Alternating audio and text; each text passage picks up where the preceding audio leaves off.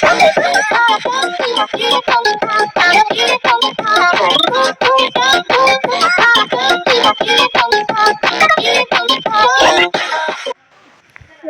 cheese for the first time. Let's use cheese. This is from Philippines cheese. It's Jesus' birthday, so I'm gonna try this cheesy Lizzy.